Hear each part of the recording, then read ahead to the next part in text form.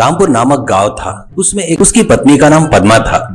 गोविंद जो भी काम करता था उसमें उसे कभी सफलता नहीं मिलती थी। इस वजह से गांव में सभी लोग गोविंद को निकम्मा कहकर बुलाते थे, जिससे वो हमेशा दुखी रहता था। गोविंद को एक बड़ी इच्छा थी कि वो कोई व्यापार करके और खूब पैसा कमाए। गोविंद ने अपनी पत्नी पद्मा से कहा, इस गांव के सभी लोग कहते हैं कि मैं कुछ नहीं कर सकता और मुझ पर हंसते हैं। मैं हर हाल में महान बनना चाहता हूँ ताकि एक दिन मैं उन पर हंसूं जो आज मुझ पर हंसते हैं। ऐसा कहा। पद्मा ने जवाब दिया, अरे सुनो, हमें कोई ऐसा व्यापार करना चाहिए जिससे इन लोगों को सबक मिले। उसने पूछा कि कौन सा व्यापार करना चाहिए। तभी उसको विचार आया कि गांव में एक भी नाश्ते की दुकान नहीं है। जो पंडित जी का होटल है वहाँ का नाश्ता बिल्कुल अच्छा नहीं होता। खासकर उस पूरी के बारे में कुछ कहने की जरूरत ही नहीं है। ऐसा कहता है। पद्मा ने सहमति देते हुए कहा, आप सही कह रहे हैं। पंडित जी के होटल का नाश्ता अच्छा नहीं होता, लेकिन गांव में एक ही होटल के कारण सबको वही खाना पड़ता है। आपका विचार तो बहुत अच्छा है, पर हमारे पास होटल शुरू करने के लिए पैसे तो नहीं है ना। यह सुनकर गोविंद भी सोचने लगा। तभी पद्मा अंदर गई, तिजोरी खोली और अपने मायके से मिले कंगन और गहने लेकर बाहर आई।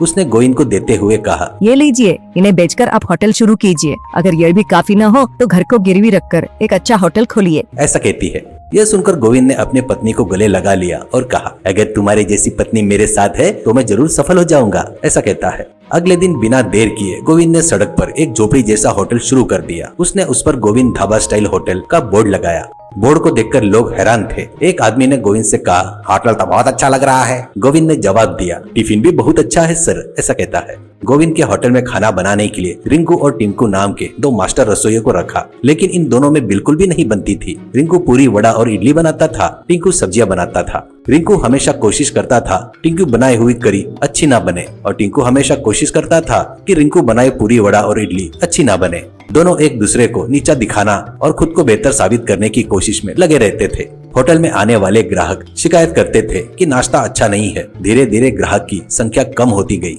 गोविंद ने रिंकू और टिंकू को बुलाकर कहा, अरे ग्राहक शिकायत कर रहे हैं, तुम लोग इडली, पूरी और सब्जी अच्छी नहीं बना रहे हो।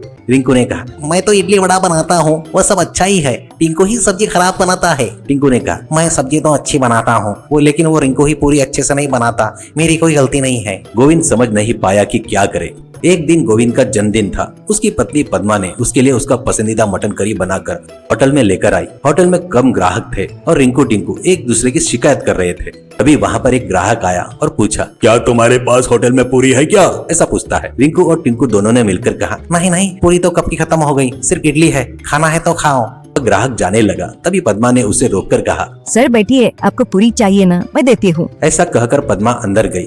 देखा कि सुबह की बनी हुई पूरी चूल्हे के पास पड़ी है। उसने वही पूरी ग्राहक को लाकर परोस दिया। ग्राहक ने थोड़ी सी पूरी का टुकड़ा खाया और कहा, अरे वाह, पूरी तो बहुत अच्छी है, इसे कहाँ बनाया गया, ये बहुत बढ़िया है। और आगे कहा, इस पूरी के साथ मटन करी होती तो और भी मजा आता। ऐसा कहा। पद्मा ने तुरंत जवाब दिया, सर मटन करी भी है, क्या मैं परोसूं? ऐसा कहा। ग्राहक ने हाँ कहा और ग्राहक ने मटन करी के साथ पूरी खाई और खूब तारीफ की और उसने पैसे दिए और चला गया। यह सब देखकर गोविंद और पद्मा को एक नया विचार आया। उन्होंने तुरंत रिंकू और टिंकू को बुलाया और कहा, तुम्हारी अब यहाँ कोई जरूरत नहीं है, तुम जा सकते हो। अगले दिन उन्होंने होटल के सामने एक बोर्ड लगाया जिस पर लिखा था, मटन पूरी के साथ नाश्ता केवल 6 बजे उपलब्ध रहेगा, उसके बाद आने पर नहीं मिलेगा। यह देखकर गांव के लोग हैरान हो गए। ये क्या, सुबह 6 बजे मटन करी पूरी का नाश्ता? लोग एक एक करके आने लगे और नाश्ता करने लगे। सभी लोग इसकी खूब तारीफ की। इस तरह गोविंद का सुबह का नाश्ता पूरे गांव में बहुत मशहूर हो गया। गोविंद और पद्मा को अच्छी शोहरत मिली। उन्होंने खूब पैसा कमाया और वो सफल बन गए। अब उस गांव के लोग जो गोविंद को पहले ताने मारते थे, अब उसकी तारीफ करने लगे।